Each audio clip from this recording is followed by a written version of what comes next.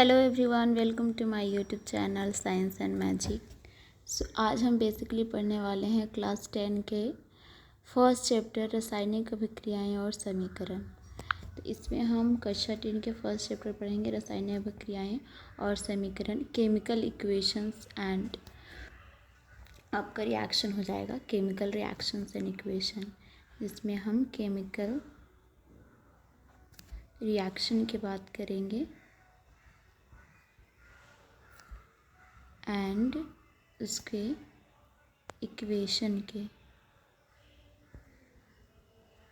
उसकी इक्वेशन के बारे में बात करेंगे। तो चलिए हम शुरू करते हैं। आई होप जो मैंने इंट्रोडक्शन दिया था साइंस का वो आप सबको अच्छा लगा होगा।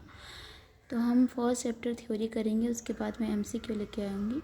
अगर ये वीडियो आपको पसंद आएगा तो प्लीज़ लाइक सब्सक्राइब करें और शेयर करें अपने दोस्तों के साथ। तो सबसे पहला पॉइंट आता है कि बेसिकली रासायनिक अभिक्रियाएँ होती क्या है, रासायनिक अभिक्रियाएं क्या होती है और उसके बाद रासायनिक समीकरण क्या होता है। इसमें सबसे पहला हम बात करेंगे भौतिक परिवर्तन और रासायनिक परिवर्तन क्या होता है इसके बारे में। भौतिक परिवर्तन होता है कि कोई भी पदार्थ केवल भौतिक गुणों जैसे अवस्था, आकार आदि में परिवर्तन होता है। जैसे कि फॉर एग्जांपल अगर आप किसी कैंडल को जलाते हैं, किसी मोमबत्ती को जलाते हैं, अगर आप मोमबत्ती को जलाते हैं, मोमबत्ती के जलने की बात करते हैं तो ये पिघलकर क्या बनती है, मोम। ये पिघलकर बनती है मोम, और मोम से हम दोबारा अगरबत्ती को बना सकते हैं, मोम से हम दोबारा अगरबत्ती को बना सकते हैं। तो ऐसा अभिक्रिया जिसमें कोई नया पदार्थ का निर्माण नहीं होता हो वो क्या कहलाती है, भौतिक परिवर्तन या भौतिक अभिक्रिया। इसी एग्जाम्पल में बताऊंगी कि रासायनिक परिवर्तन या रासायनिक अभिक्रिया क्या होता है। रासायनिक अभिक्रिया में होता है कि जब भी किसी वस्तु या जब भी किसी अभिक्रिया में नए पदार्थ का निर्माण होता है, तो क्या कहलाता है, रासायनिक परिवर्तन या रासायनिक अभिक्रिया। जैसे कि इसमें फर्स्ट में लिखा, इस परिवर्तन में बनने वाले पदार्थ के रासायनिक गुणों तथा संगठन में प्रारंभिक पदार्थ से पूर्णतः भिन्न होता है। जो भी हमारा पहले वाला पदार्थ होता है उससे जो नया पदार्थ बनता है वो बिल्कुल ही अलग होता है। जैसे कि आप देखते हैं दूध से दही बनना, सबसे पहले हम दूध होता है, दूध को उसमें हम कुछ दही डालते हैं, उसके बाद वो नया उत्पाद दही बनता है। तो ये हमारा हो गया रासायनिक परिवर्तन। दूसरा है, यह परिवर्तन अस्थायी होता है, स्थायी होता है आपका रासायनिक परिवर्तन, ये अस्थायी होता है। अस्थायी यानी कि अगर जैसे कि मैंने आपको बताया कि मोमबत्ती पिघलकर दोबारा से मोम बन गई और मोम से हम दोबारा कैंडल या मोमबत्ती बना सकते हैं। लेकिन अगर एक बार आप दही बन गई तो दोबारा इसे दूध में, मिल्क में कन्वर्ट नहीं कर सकते हैं। तो इसलिए हमारा रासायनिक परिवर्तन अस्थायी परिवर्तन होता है, भौतिक परिवर्तन अस्थायी परिवर्तन होता है। थर्ड पॉइंट है, जैसे कि मैंने बताया कि इसमें नए पदार्थ का निर्माण नहीं होता है और रासायनिक परिवर्तन में नए पदार्थ का निर्माण होता है। नेक्स्ट जो है हमारा चौथा जो है, इसमें पुनः प्रारंभिक पदार्थ प्राप्त हो सकता है। जैसे मैं बताया कि मोम से दोबारा आप कैंडल बना सकते हैं, और इसमें है कि इसमें पुनः प्रारंभिक पदार्थ प्राप्त नहीं हो सकता। जैसे दही से हम दूध नहीं बना सकते। उदाहरण के लिए जल का वाष्पीकरण, जैसे हम जल का वाष्पीकरण करते हैं, जितने भी हमारे समुद्र नदी है, वाष्प होकर के क्या बनती है, बारिश हो जाती है। अब बारिश दोबारा ठंडा होकर के जल वाष्पीकरण होकर बादल बनाते हैं, और बादल जो है ठंडा होकर के बारिश में कन्वर्ट करता है। फलों से सलाद का बनाना, ये सब क्या है, भौतिक परिवर्तन है। लोहे पर जंग लगना, दूध से दही बनना, ये सब क्या है, आपका रासायनिक परिवर्तन है। ये सारा आपका क्या जाता है, रासायनिक परिवर्तन में आ जाता है। तो ये जो है आपका रासायनिक परिवर्तन में सारा आ जाता है। नेक्स्ट हमारा जो स्लाइड है उसके बारे में हम पढ़ेंगे, जो है हमारा रासायनिक अभिक्रियाएं। बेसिकली रासायनिक अभिक्रिया होती क्या है, रासायनिक अभिक्रिया किसे कहते हैं, क्या होता है रासायनिक अभिक्रिया। तो पहला जो है रासायनिक अभिक्रिया जो है आपका होता है वह अभिक्रिया जिसमें एक या एक से अधिक पदार्थ बनता है वो कहलाता है क्या? रासायनिक अभिक्रिया वह क्रिया है जिसमें एक या अधिक नए पदार्थ बनते हैं, वो क्या हो जाते हैं? परिवर्तित हो जाते हैं और रासायनिक अभिक्रियाएं कहलाते हैं। जैसा मैंने बताया, ऐसा रिएक्शन या ऐसा अभिक्रिया जिसमें नया उत्पाद बनता है वो क्या कहलाती है? रासायनिक अभिक्रिया कहलाती है। अब इसके जो है कैरेक्टरिस्टिक है, लक्षण है, क्या क्या लक्षण होते हैं रासायनिक अभिक्रिया का। तो पहला है गैस का उत्सर्जन, इसमें गैस बनता है। सेकंड है तापमान में परिवर्तन आएगा। फिर आएगा रंग में परिवर्तन, फिर आएगा अवक्षेप में बनना। एक और आ जाता है आपका पाँचवा भौतिक परिवर्तन, उसकी फिजिकल प्रॉपर्टी भौतिक परिवर्तन में भी चेंज आता है, उसका जो फिजिकल प्रॉपर्टी है उसमें भी चेंज आता है। वो भी आता है, किस में आता है? इसी क्या पांचवा पार्ट है आपका। तो ये सारी रासायनिक अभिक्रियाएं की पार्ट है। तो जैसे कि हम समझे हैं कि फॉर एग्जांपल हमारे एनसीईआरटी बुक में दे रखा है कि रासायनिक अभिक्रिया जो है आपका मैग्नीशियम रिबन का जलना, ये सब क्या कहलाता है? रासायनिक अभिक्रिया है। मैग्नीशियम रिबन जो हमारा मैग्नीशियम जो है वो किसके साथ रिएक्शन करता है? ऑक्सीजन के साथ। मैग्नीशियम किसके साथ रिएक्शन करता है? ऑक्सीजन के साथ। आगे की स्लाइड में मैं आपको बताती हूँ कि मैग्नीशियम जो है ऑक्सीजन के साथ रिएक्शन करके क्या बनाता है? आपका मैग्नीशियम जो है ऑक्सीजन के साथ रिएक्ट करके मैग्नीशियम ऑक्साइड बनाता है। तो ये भी क्या है? एक रासायनिक अभिक्रिया है। तो हमारे डेली लाइफ में रासायनिक अभिक्रियाएं कौन कौन सी होती है? तो जो डेली लाइफ में रासायनिक अभिक्रिया है उसके जो एग्जाम्पल है, उसके जो उदाहरण है उसकी बात करेंगे। तो दैनिक जीवन में होने वाली रासायनिक अभिक्रियाएं कौन कौन सी है? भोजन का पाचन होना, भोजन का पाचन भी क्या है? एक रासायनिक अभिक्रिया है। लोहे पर जंग लगना, ये भी क्या है? एक रासायनिक अभिक्रिया है। दही का बनना, दूध से दही का बनना, ये भी क्या है? आपका एक रासायनिक अभिक्रिया है। प्रकाश संश्लेषण, पौधों में जो बनता है आपका भोजन, वो भी क्या है? एक रासायनिक अभिक्रिया है। वो भी क्या है? एक रासायनिक अभिक्रिया है। तो ये सारी अभिक्रियाएं किस में आ जाती है? आपकी सारी रासायनिक अभिक्रिया में। नेक्स्ट जो आपका टॉपिक है कि रासायनिक अभिक्रिया को हम किन किन भागों में बांटते हैं वो हम पढ़ेंगे, लेकिन उसके पहले हम पढ़ेंगे मैग्नीशियम ऑक्साइड के बारे में। मैग्नीशियम ऑक्साइड के बारे में पढ़ेंगे कि हमारा जो मैग्नीशियम रिबन है वो जलकर बेसिकली क्या देता है, वो जलकर बेसिकली क्या बनाता है, उसके बारे में पढ़ेंगे। तो जैसे कि है फर्स्ट इसमें कि आपका मैग्नीशियम और ऑक्सीजन, मैग्नीशियम रिबन जब ऑक्सीजन के संपर्क में आता है तो क्या बनाता है? मैग्नीशियम ऑक्साइड बनाता है।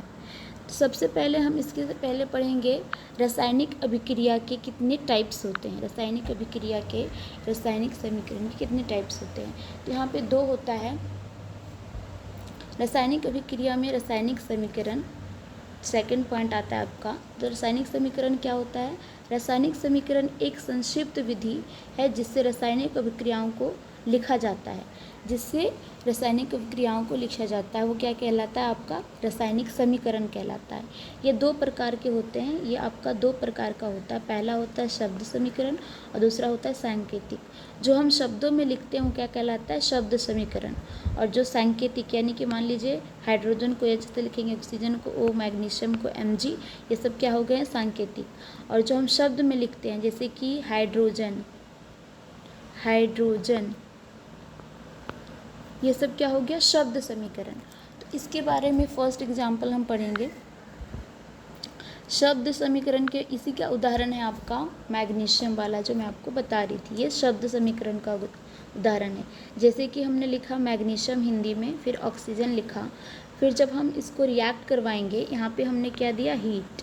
क्या दिया यहाँ पे? ऊष्मा दिया, हीट कराया इसे। ये हमारा जो उत्पाद बना, क्या बना? मैग्नीशियम ऑक्साइड बना। हमारा उत्पाद क्या बना? मैग्नीशियम ऑक्साइड बना। अब ये जो मैग्नीशियम ऑक्साइड है आपका, इसी शब्द में लिखे हैं तो इसे बोलेंगे हम शब्द समीकरण। लेकिन जब इसे मैंने सूत्र में लिख दिया, जब मैंने इसके साइन में लिख दिया, फॉर्मूले में लिख दिया, तो ये हो गया सांकेतिक समीकरण। तो ये 2 टाइप्स के होते हैं। नेक्स्ट जो है आपका, जैसे कि मैंने आपको बताया ये एनसीईआरटी के बुक में हमें दिया हुआ है कि मैग्नीशियम रिबन का वायु में दहन कर मैग्नीशियम ऑक्साइड को वॉच ग्लास में इकट्ठा करते हैं। देखिए इस रिएक्शन का पूरा ये हमारा क्या है, मैग्नीशियम रिबन है। ये हमारा क्या है, मैग्नीशियम रिबन है।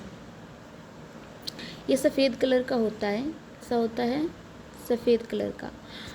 इसकी रिएक्शन करवाने से पहले, इसकी अभिक्रिया करवाने से पहले सबसे पहले क्या करते हैं, जैसे कि खुली हवा में रखे रहते हैं तो इस पर ऑक्सीजन की परतें चढ़ जाती है, ऑक्सीजन की परतें चढ़ जाती है तो पहले से ही ये मैग्नीशियम ऑक्साइड के फॉर्म में प्रेजेंट होता है, ये मैग्नीशियम ऑक्साइड के फॉर्म में प्रेजेंट होता है।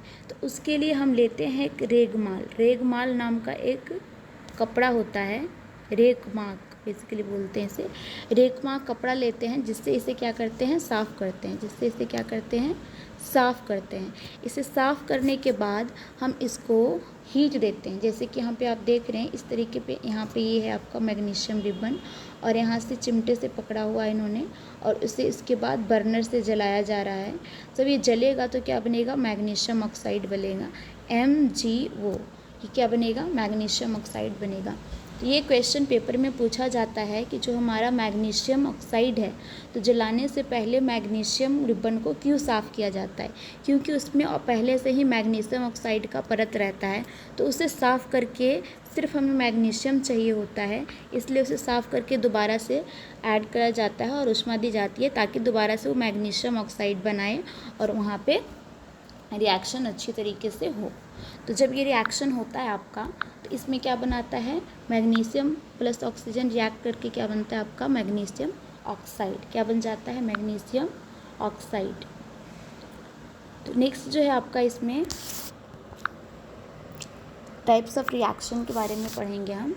जैसे कि इसमें है आपका नेक्स्ट क्या है, अगर हम नेक्स्ट की बात करें, मैग्नीशियम ऑक्साइड हो गया। अब यहाँ पे एक पॉइंट है एनसीईआरटी के बुक में कि आपने देखा होगा जब हम मैग्नीशियम ऑक्साइड को जलाते हैं तो चमकदार श्वेत लौ के साथ वो जलती है। कैसी जलती है, चमकदार श्वेत लौ, सफ़ेद लौ के साथ वो जलती है, सफ़ेद लौ के साथ। ये पेपर में क्वेश्चन आता है कि जब मैग्नीशियम रिबन को आप जलाते हैं तो किस लौ में जलती है, तो सफ़ेद लौ के साथ जलती है, मैग्नीशियम रिबन का दहन होता है। और यह श्वेत चूर्ण जो मैग्नीशियम ऑक्साइड बनता है वो क्या होता है, हमारा सफ़ेद चूर्ण में परिवर्तित हो जाता है। यह मैग्नीशियम ऑक्साइड का चूर्ण वायु में उपस्थित ऑक्सीजन के साथ रिएक्ट करके मैग्नीशियम से होने वाली अपक्रिया का कारण बनती है। तो ये आपका पूरा रिएक्शन है। तो नेक्स्ट हम बात करते हैं, नेक्स्ट जो हमारा है टॉपिक वो क्या है, नेक्स्ट जो है हमारा इसके बाद है आपका अभिकारक क्या होता है, उत्पाद क्या होते हैं। तो सबसे पहले हम बात करेंगे अभिकारक की कि अभिकारक या रिएक्टेंट क्या होता है। तो ऐसे पदार्थ जो किसी रासायनिक अभिक्रिया में हिस्सा लेते हैं वो क्या कहलाते हैं, अभिकारक।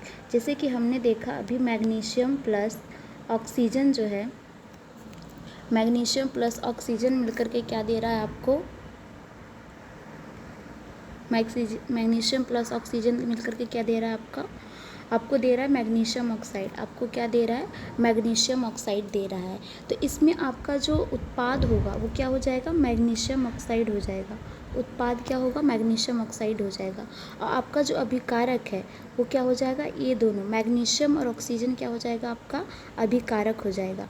तो जो आपके, और इसे हम क्या कहते हैं, एरो। तो आपका जो भी प्रोडक्ट होगा वो आपका एरो के लेफ्ट हैंड साइड होगा। मैंने उल्टा बनाया है। अगर आप नेक्स्ट रिएक्शन लिखते हो तो Mg प्लस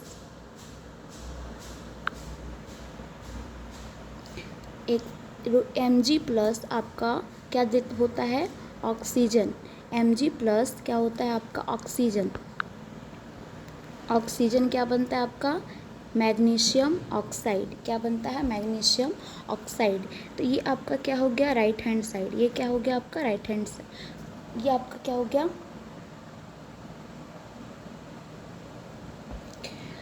आपका ये लेफ्ट हैंड साइड हो गया। आपका ये क्या हो गया, ये हो गया आपका लेफ्ट हैंड साइड। ये हमारा क्या हो गया, राइट हैंड साइड।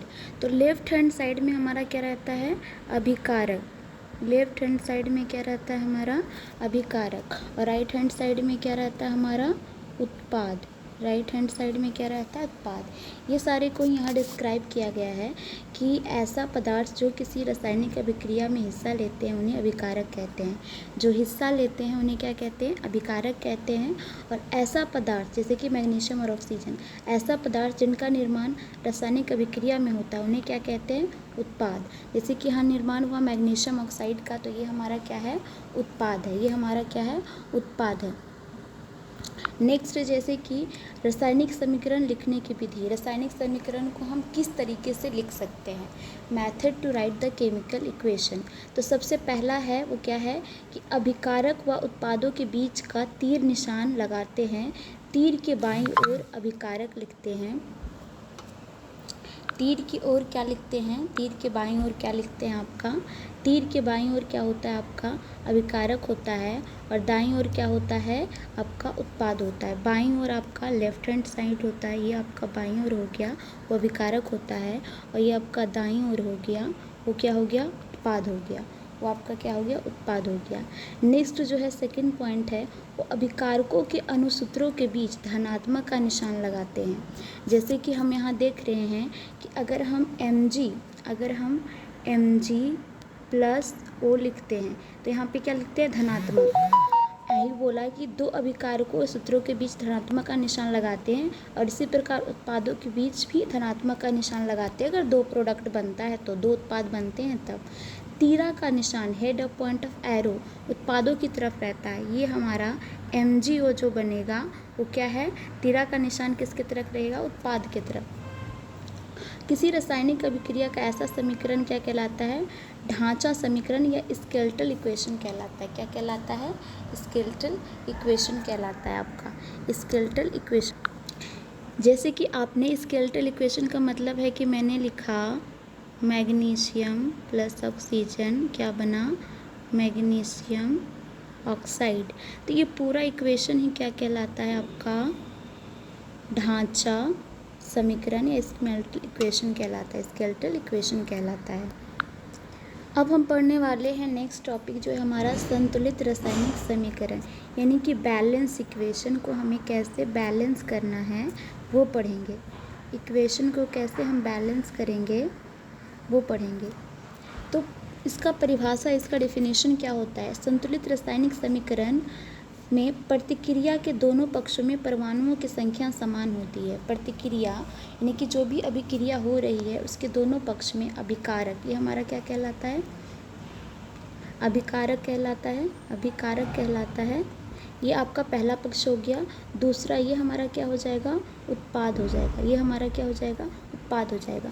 तो दोनों तरफ हमारी परमाणुओं की संख्या क्या होगी, समान होगी, बराबर होगी। जैसे कि यहाँ पे हम देख पा रहे हैं, यहाँ पे 4 हाइड्रोजन है, 2 दूनी 4 हाइड्रोजन, यहाँ पे 2 ऑक्सीजन है। यहाँ भी देखेंगे तो अगर 2 हाइड्रोजन, 2 दूनी 4 हाइड्रोजन है और हमारा ऑक्सीजन भी कितना है, 2 है। ऑक्सीजन कितना है, 2 है। तो ये जो आपका इक्वेशन है वो प्रॉपर क्या है, संतुलित इक्वेशन है, संतुलित।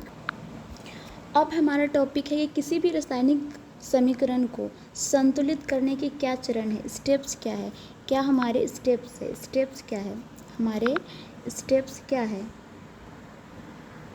किन किन स्टेप्स में हम इनको संतुलित कर सकते हैं। तो पहला है असंतुलित समीकरण लिखे जो जैसे कि हमारा है Mg प्लस ऑक्सीजन, क्या दिया प्रोडक्ट, 2MgO, क्या बना प्रोडक्ट आपका, 2MgO। तो जब हमारा प्रोडक्ट क्या बना, 2MgO बना, तो उसके बाद क्या होगा आपका, दूसरा पॉइंट बोला है प्रत्येक तत्व की परमाणुओं की संख्या का गणना कीजिए। प्रत्येक तत्व की परमाणुओं की संख्या की क्या कीजिए, गणना कीजिए, गणना कीजिए। फिर आएगा क्या कि गुणांक जोड़े ताकि प्रत्येक तत्व का परमाणु समान संख्या में हो, उनको हमें ऐड करना है। फिर दोबारा जांच करना है कि ये संतुलित समीकरण है या नहीं। तो चलिए मैं एक स्लाइड लेके आपको बताती हूँ पूरा प्रोसेस। जैसे कि मैं आपको एक एग्ज़ाम्पल लेते हैं एग्ज़ाम्पल हम कि हाइड्रोजन प्लस ऑक्सीजन जो है हमारा क्या बनाया, H2, क्या बनाया, वाटर बनाया, क्या बनाया, वाटर। अब यहाँ पे है जो हाइड्रोजन की संख्या क्या है, ये हमारा क्या हो जाएगा, लेफ्ट हैंड साइड, ये हमारा क्या हो जाएगा, लेफ्ट हैंड साइड। और ये हमारा क्या हो जाएगा, right hand side, right hand side हो जाएगा हमारा ये, राइट हैंड साइड हो गया हमारा ये। अब हमने लेफ़्ट साइड में देखना है कि जो हमारा हाइड्रोजन है कितना है, एक है, ऑक्सीजन कितना है, एक है। राइट हैंड साइड में क्या है, हाइड्रोजन कितना है, दो है, और ऑक्सीजन कितना है आपका, एक है। अब हमें क्या करना है, हाइड्रोजन को दो बनाना है, तो दो बनाने के लिए हमें दो से इसे क्या कर देंगे, मल्टीप्लाई कर देंगे। हाइड्रोजन क्या हो गया हमारा, दो हो गया।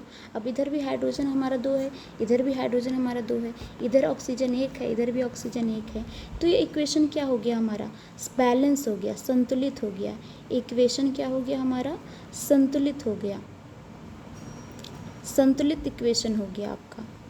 इसी मेथड को, इस मेथड को क्या बोलते हैं, heat and trial method. Heat और जो है आपका ट्रायल मेथड कहलाता है। तो इसके बारे में हम डिटेल से पढ़ते हैं, इसके बारे में हम डिटेल से पढ़ेंगे। नेक्स्ट जो है हमारा क्या है, रासायनिक समीकरण संतुलित करना। इस विधि का बात कर रहे थे हम, हीट और trial method. Balancing of chemical equation, रासायनिक समीकरण को निम्न विधि द्वारा संतुलित किया जाता है, हीट एंड ट्रायल मेथड। पहला जो है, इसमें सबसे पहला क्या करते हैं, असंतुलित समीकरण को लिख लो और सूत्र को चारों तरफ एक कोष्टक ब्रैकेट बना लेते हैं। जैसे कि ये वाला इक्वेशन है हमारा, हम अगर बात करें कि लेफ़्ट हैंड साइड में कितने हैं, आयरन का एक मॉलिक्यूल है, H2O का आपका हाइड्रोजन का दो हो गया, ऑक्सीजन का कितना है, एक है। अब सेम इक्वेशन हम लिख करके हम करते हैं इसको, कैसे इक्वेशन को बैलेंस करेंगे, ठीक है।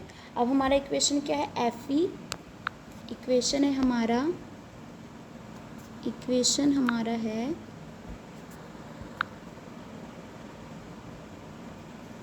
Fe यानी कि आयरन है हमारा, आयरन है और क्या है हमारा, वाटर है। आयरन है और हमारा क्या है, वाटर है। आयरन के साथ क्या है, H2 है। जो उत्पाद बना रहा है, जो उत्पाद क्या बना रहा है आपको, उत्पाद बना रहा है ferric oxide, FeO3 plus hydrogen, ferric oxide plus hydrogen, ferric oxide plus में हाइड्रोजन।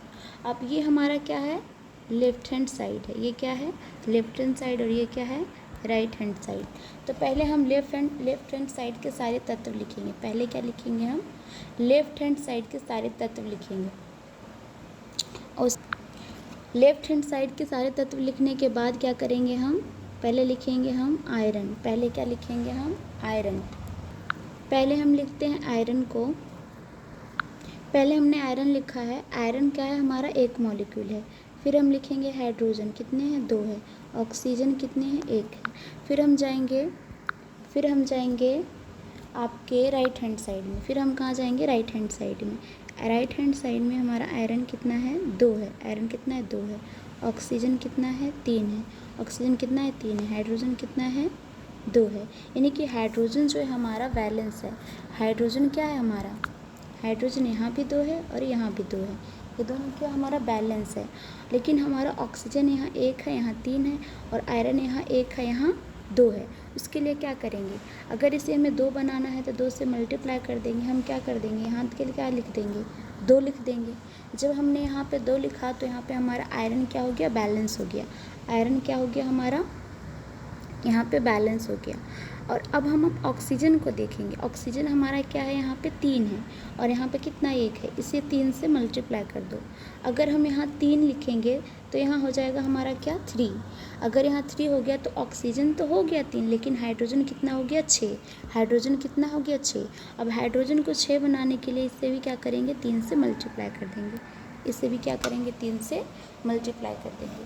तो ये हमारा इक्वेशन जो फाइनली आया हुआ है 2Fe प्लस 3H2O क्या बना आपका, Fe आपका बना Fe2O3 प्लस 3H2।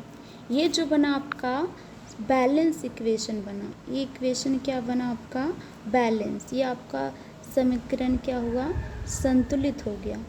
ये समीकरण क्या हो गया, संतुलित हो गया। तो इस तरीके को से आप सारे समीकरण को क्या कर सकते हैं, संतुलित कर सकते हैं। इसे आप क्या कर सकते हैं, संतुलित कर सकते हैं। जैसे कि इन्होंने एक एक स्टेप में कर रखा है सारी चीज़ों को संतुलित, तो मैंने जिस तरीके से बताया आपको उस तरीके से आप आराम से संतुलित कर सकते हैं। तो ये है आपका टॉपिक। एंड नेक्स्ट आपका लास्ट टॉपिक बचा है कि हम जो है रासायनिक समीकरण को संतुलित करने की ज़रूरत क्यों पड़ती है, क्यों करते हैं हम रासायनिक समीकरण को संतुलित, तो वो हम पढ़ेंगे। उससे पहले हम पढ़ते हैं कि संतुलित समीकरण के बाद अभिकारकों एवं उत्पादों के रासायनिक सूत्र उनकी भौतिक अवस्था भी दर्शाते हैं। ठीक है, किसमें, जैसे कि S अगर लिखा हो तो सॉलिड, L लिखा हो तो लिक्विड और G लिखा हो गैस, यानी कि ठोस, द्रव और गैस में, ठोस, द्रव और गैस में। और जलीय है तो एक्वस लिखेंगे। AQ हमारा क्या दर्शाता है, जलीय, यानी कि मान लीजिए हमारा HCl है। HCl का मतलब हो गया कि हमारा जो, अगर हम इसको डाइल्यूट लिखेंगे हमारा ये क्या होता है, एक्वस होता है। HCl क्या होता है, एक्वस होता है। एक्वस मतलब है कि हाइड्रोक्लोरिक अम्ल जो है वो किस में घुला हुआ है, जल में घुला हुआ है। किस में घुला है, जल में, इसलिए हम एक्वस है। सेवंथ क्या होता है, अभिक्रिया की प्रस्तुति, दाब और तापमान और दाब, प्रेशर और टेम्परेचर भी हमें दर्शाना होता है। और ये उत्प्रेरक होता है जिसे बोलते हैं कैटलिस्ट, जिसे क्या बोलते हैं, कैटलिस्ट। कैटलिस्ट वो उसे कहते हैं जो रिएक्शन को, जो अभिक्रिया में सीधा तौर पे भाग नहीं लेते हैं, लेकिन अभिक्रिया को क्या कहते हैं, उसे बढ़ाते हैं, इंक्रीज करते हैं या घटाते हैं, कम करते हैं, लेकिन सीधे तरीके पे उस पर भाग नहीं लेते, लेकिन वो पूरा अपने आप में भाग नहीं लेते हैं। एट्थ है कि अभिकारकों को गर्म करने को तीर पर एरो का निशान दिया जाता है। ये ट्रायंगल बना हो अगर किसी तीर पे, तो इसका मतलब है वहाँ ऊष्मा दी जा रही है, वहाँ क्या दी जा रही है, ऊष्मा दी जा रही है, हीट दिया जा रहा है, इसलिए ये ट्रायंगल को दर्शाया जाता है। तो इसमें जो नेक्स्ट टॉपिक है आपका वो क्या है, संतुलित अभिकरण, यानी कि किसी भी रासायनिक समीकरण को संतुलित करने की महत्व की क्वेश्चन आता है आपके पेपर में कि संतुलित रासायनिक समीकरण, किसी भी रासायनिक समीकरण को संतुलित करना क्यों इम्पॉर्टेंट है, क्यों इम्पॉर्टेंट है। इसका एक क्वेश्चन है, आपने सब कक्षा 9 में भी पढ़े होंगे, द्रव्यमान संरक्षण के नियम, कि किसी भी रासायनिक अभिक्रिया में द्रव्यमान का ना तो निर्माण होता है ना ही विनाश होता है। फॉर एग्जांपल कोई पदार्थ है जिसका 1 किलोग्राम क्या है, आपका वजन है। द्रव्यमान का सीधा मतलब क्या हुआ, वजन, क्या हुआ, वजन, इसको इंग्लिश में बोलते हैं मास। अगर कोई वस्तु 1 किलोग्राम का है तो वो पृथ्वी पे हो या चंद्रमा पे हो, पृथ्वी पे हो या क्या हो, चंद्रमा पे हो, वो दोनों जगह सेम रहेगा, दोनों जगह उसका जो वजन है क्या रहेगा, बराबर रहेगा। लेकिन अगर हम बात करते हैं वेट की, द्रव्यमान उनका सेम होगा, लेकिन हम वजन की बात करें तो पृथ्वी का जो वजन है चंद्रमा पे क्या होता है, 1/6 होता है, क्या होता है, 1/6 होता है। तो आपको सिर्फ ये याद रखना है कि कोई भी मॉलिक्यूल, मान लीजिए कि मैंने मैग्नीशियम ऑक्साइड का यहाँ एक मॉलिक्यूल है, तो यहाँ जा कर के उसका द्रव्यमान 1 kg है यहाँ, तो प्रोडक्ट में भी, उत्पाद में ही क्या बनेगा, वो 1 kg ही बनेगा, 1 kg का ही मैग्नीशियम बनेगा, 2 kg 3 kg नहीं बनेगा। नेक्स्ट है रासायनिक समीकरण को संतुलित करना क्यों आवश्यक है, क्यों आवश्यक है भाई, क्योंकि द्रव्यमान संरक्षण नियम के लॉ ऑफ इंस्ट्रक्टिबिलिटी ऑफ मैटर कहता है कि किसी भी रासायनिक अभिक्रिया के अभिकारकों व उत्पादों में द्रव्यमान का ना तो निर्माण होता है ना ही विनाश होता है, ना ही वो बनता है ना ही उसका विनाश होता है। अतः रासायनिक अभिक्रिया के अभिकारक और उसके उत्पाद के परमाणुओं की संख्या समान होती है। यानी कि एक मॉलिक्यूल आपका यहाँ पे है ऑक्सीजन का, तो इधर आपका 2 मॉलिक्यूल या 4 मॉलिक्यूल बनता है, लेकिन उसका जो अमाउंट है, उसका जो द्रव्यमान है वो बराबर रहेगा, उसका जो द्रव्यमान है वो क्या रहेगा, बराबर रहेगा। ये है आपका द्रव्यमान संरक्षण का नियम, ये आपका क्या है, द्रव्यमान संरक्षण का नियम। लास्ट टॉपिक है आपका निष्कर्ष है कि बेसिकली हमने इससे पढ़ के क्या सीखा। तो जैसे कि रासायनिक अभिक्रिया हमारे जीवन में बहुत महत्वपूर्ण भूमिका निभाती है। जैसे कि अगर रासायनिक अभिक्रिया हमारे बॉडी में नहीं होगा तो खाना नहीं पचेगा, खाना नहीं पचेगा तो हमें एनर्जी नहीं मिलेगी, राइट। नेक्स्ट है संतुलित रासायनिक समीकरणों को समझना। हमने समझा कि क्यों आवश्यक है रासायनिक अभिक्रिया, रासायनिक समीकरण को संतुलित होना और उसके अध्ययन करना क्यों आवश्यक है। ताकि हम हमारे बॉडी में या हमारे आसपास जो भी वातावरण में चीज़ें चल रही हो उसके में जानकारी रखें और आने वाले चुनौतियों को, जो हमारे फ्यूचर में आने वाली चुनौतियाँ हो, बहुत सारी बीमारियाँ आती हैं, उनसे लड़ने की हमें नई नई टेक्निक, नई नई मेडिसिन का हम आविष्कार कर सकें। इसलिए इन चीज़ों को पढ़ना बहुत ही ज़रूरी इम्पोर्टेंस है। तो ये था आपका चैप्टर नंबर 1, रासायनिक समीकरण, रासायनिक अभिक्रिया और समीकरण का पहला भाग, जिसमें हमने पढ़ा है, फर्स्ट हमने क्या पढ़ा है कि रासायनिक अभिक्रिया किसे कहते हैं, रासायनिक अभिक्रिया किसे कहते हैं। फिर हमने पढ़ा है उत्पाद के बारे में, उत्पाद के बारे में पढ़ा है हमने, अभिकारक के बारे में पढ़ा है हमने, अभिकारक किसे कहते हैं। फिर हमने पढ़ा है संतुलित, बैलेंस करने के लिए इक्वेशन, इक्वेशन को कैसे बैलेंस करेंगे, इक्वेशन को कैसे संतुलित करते हैं और इक्वेशन को संतुलित करना क्यों ज़रूरी है, इन सब चीज़ों के बारे में पढ़ें। नेक्स्ट चैप्टर में हम पढ़ेंगे, यानी कि इसी चैप्टर के नेक्स्ट पार्ट में मैं पढ़ाऊँगी आप लोगों को इनके टाइप्स ऑफ रासायनिक अभिक्रिया, अभिक्रिया के, रासायनिक अभिक्रिया के प्रकार, उसके बारे में डिस्कस करेंगे। चैप्टर के एंड में हम इसके एमसीक्यू करेंगे, ऑब्जेक्टिव एमसीक्यू टाइप क्वेश्चन करेंगे, जो आपके पेपर के लिए बहुत इंपॉर्टेंट होगा। तो थैंक यू सो मच। अगर आपको ये वीडियो पसंद आया हो तो लाइक करें, सब्सक्राइब करें और अपने दोस्तों को शेयर करें और बहुत ज़्यादा मेहनत कीजिए, क्योंकि आपके पेपर में सिर्फ 6 महीना बचा है। तो आप अपने आप को बहुत ही ज़्यादा मेहनत करके उस ऊंचाई तक पहुंचाइए जहां पहुंचना चाहते हैं। Thank you so much and have a nice evening. Thank you.